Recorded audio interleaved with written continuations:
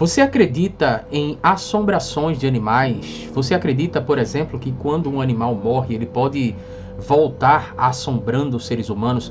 Você acredita que é possível, por exemplo, ouvir sons misteriosos que supostamente seriam de animais que já perderam suas vidas? Sobre isso que a gente vai falar hoje, inclusive no vídeo de hoje a gente vai falar não só sobre assombrações supostamente de animais, como também assombrações de seres humanos, isso tudo no mesmo lugar, numa mesma região daqui de Recife. Sejam bem-vindos a mais um vídeo do nosso canal Lendas e Causos de Pernambuco. É um prazer imenso ter você por aqui.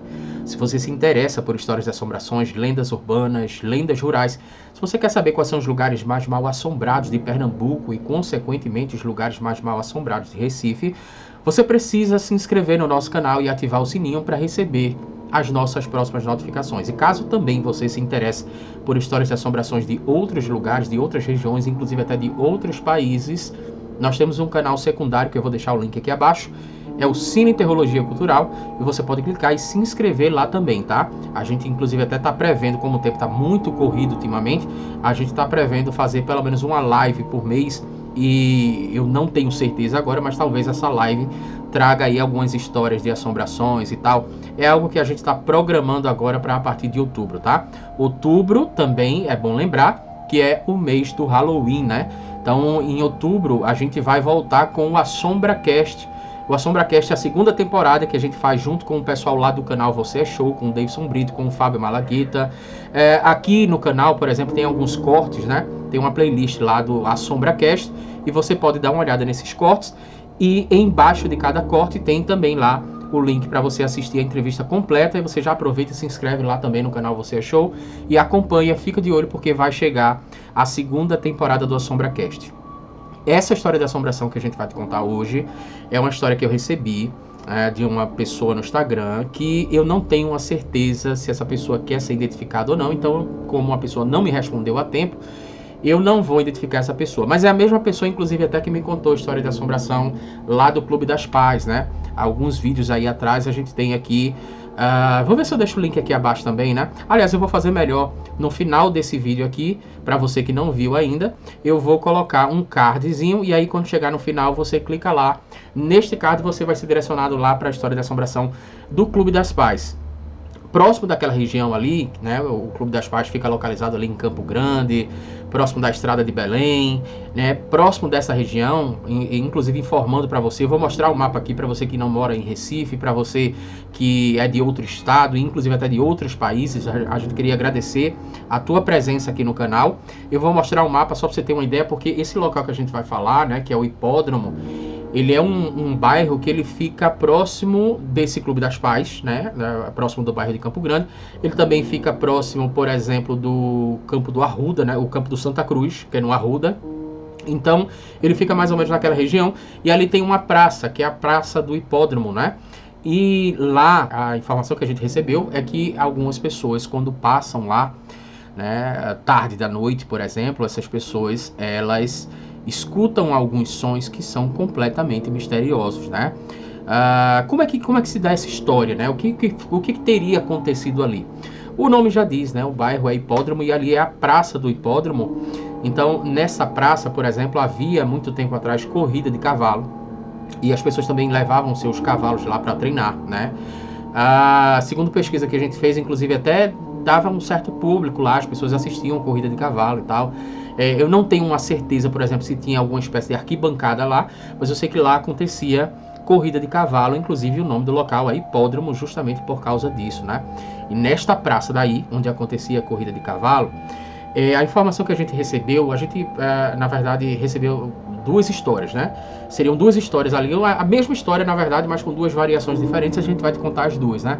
A primeira seria basicamente o seguinte: as pessoas, né, que queriam treinar os seus cavalos, levavam para lá e não tratavam ele muito bem, né? Com uma certa violência, uma certa dose de violência, inclusive, infelizmente, a gente vê isso ainda hoje.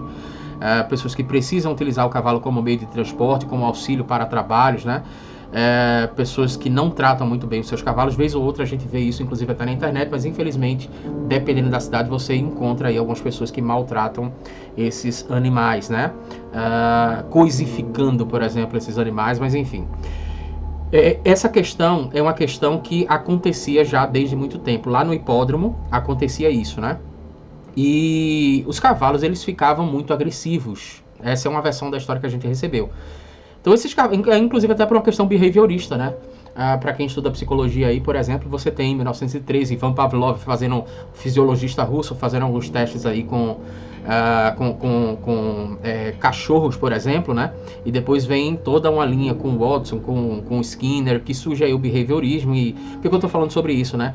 Porque a forma como você interage com o animal muitas vezes é o que vai dizer, né, se o animal vai ser violento ou não, ou como é que ele vai se comportar. Tanto é que a gente tem pessoas que adestram animais.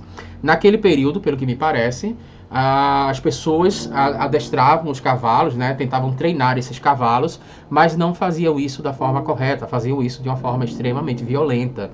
E aí os cavalos também ficavam violentos. E segundo informações que a gente recebeu, algumas pessoas chegaram a morrer, né? Algumas pessoas perderam a sua vida lá. Eu não sei necessariamente se os cavalos, por exemplo, se revoltaram, né?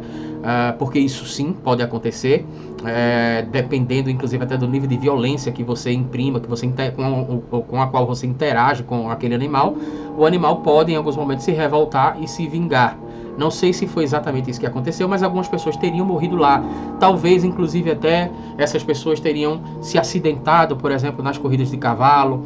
Mas o fato é que a informação que a gente recebeu é que algumas pessoas perderam as suas vidas lá, e não só isso. Alguns cavalos também chegaram a falecer lá naquele hipódromo.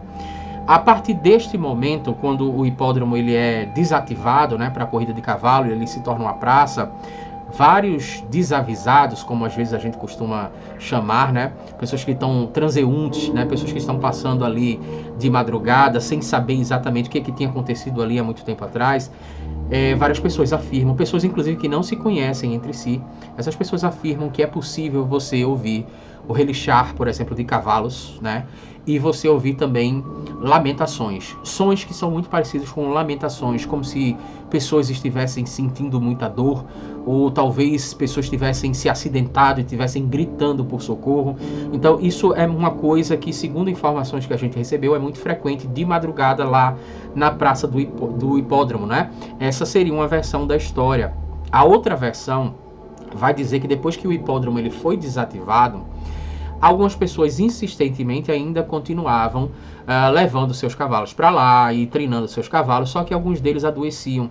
E as pessoas, com essa toda coisificação, né, tanto de seres humanos como de animais, por exemplo, as pessoas abandonavam esses cavalos lá para que eles morressem, né, sem qualquer tipo de auxílio. Uma perspectiva, inclusive, até um pouco parecida, né, com o que a gente encontra nas lendas da Cruz do Patrão, né? A questão da Cruz do Patrão é uma questão, inclusive, até de tragédia humanitária, né?